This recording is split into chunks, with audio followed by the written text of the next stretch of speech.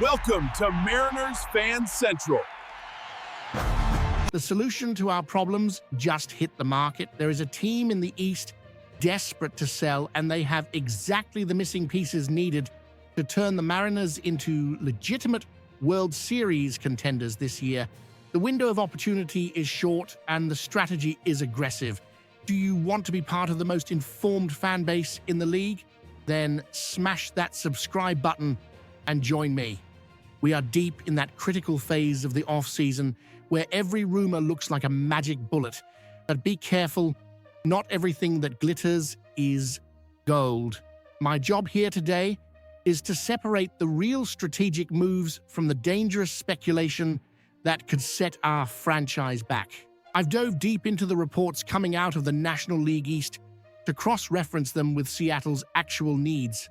What I found regarding the Phillies and the Braves could define our bullpen for 2026, but it requires extreme caution. Let's get to the verdict. A lot of people are talking about the Atlanta Braves right now. They've had a rough go with injuries, but don't kid yourselves, they aren't rebuilding. My analysis is clear. They are buying, not selling. However, there is a specific window of opportunity here. Aaron Bummer. Here is my exclusive take. Bummer is exactly the kind of pitcher Jerry Dipoto loves, but fans often overlook. Why? Because he isn't just a strikeout artist. He is the king of the ground ball.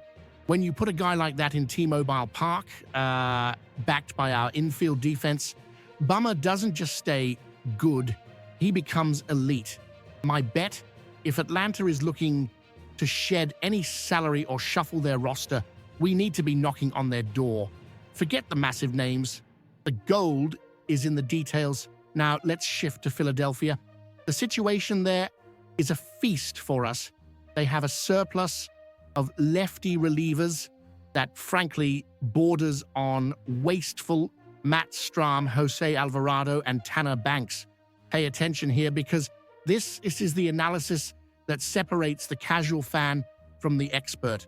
The easy name to circle is Alvarado because of the velocity, but my technical choice for Seattle is Matt Strahm. He offers control, consistency, and most importantly, he doesn't blow up in high leverage spots. But what about the cost? This is where the controversy starts.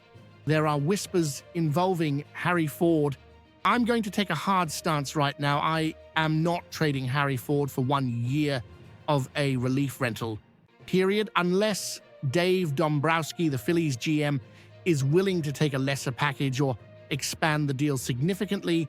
The risk isn't worth it. Our farm system is too precious to burn on short-term rentals. The Braves and Phillies are trade partners only if the price is right. Don't expect blockbusters here. Expect surgical adjustments. But the real chaos and where we might actually fish for an ace is coming up in the next block. Now let's enter high-risk territory. If you like adrenaline, this is where the Mariners' off-season could really catch fire. We are looking at the sellers, Miami, New York, and Washington. Let's start with the Miami Marlins. To me, Miami is the shopping mall for the Mariners this winter. Everyone is screaming for Sandy Alcantara, and sure, that would be the dream. But I want to draw your attention to a name that is flying under the radar. Edward Cabrera. Forget his ERA from last year for a second. Look at the stuff plus potential. Cabrera has some of the best raw material in the entire league. Imagine this kid in the hands of our pitching lab. He has 3 years of club control. Unlike Alcantara, who would cost the moon and stars, Cabrera is a buy low market opportunity that could turn into a Cy Young contender in Seattle. This is the kind of smart moneyball move I support 100%. Moving up to New York, the Mets, and the curious case of Kodai Senga. Here is my public service announcement for the fan base. Be careful with the hype. Does Senga have a legendary ghost fork? Yes, but his health is a giant red flag. Bringing Senga in would be putting a ticking time bomb in the rotation. If he stays healthy, we win the division. If he breaks down in May, we've wasted massive resources. My analysis, this only makes sense if the cost is bargain bin low. Do not pay an ace price for a player who spent the year in the infirmary. Let the Mets deal with that headache unless the discount is historic. Finally, the Washington Nationals and C.J. Abrams. I see a lot of fans begging for Abrams. I get the appeal. Young, fast, plays shortstop. But let's look at the cold, hard facts. His defensive metrics are statistically some of the worst in baseball. And the bat? He doesn't walk. At T-Mobile Park, players who lack plate discipline go to die.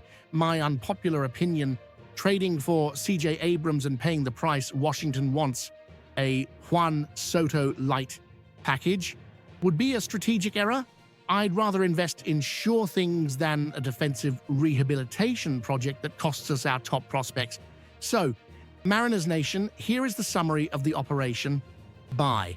The raw potential of Edward Cabrera and the stability of Matt Strahm at the right price. Avoid the inflated cost of C.J. Abrams and the medical risk of Kodai Senga. That is the strategic view. We aren't here to play fantasy baseball. We are here to build a championship roster. Now, I'm throwing the ball to you. What is your limit? Would you risk a top 100 prospect on the Ghost Fork gamble with Senga, or do you prefer playing it safe with the bullpen? I want to see the debate heat up in the comments because I'll be responding to the best arguments. If you want analysis that goes beyond the headlines and actually protects the fans' interest, subscribe right now. Here, we don't repeat the news. We define the narrative. Stay true to the blue, and as always, go M's.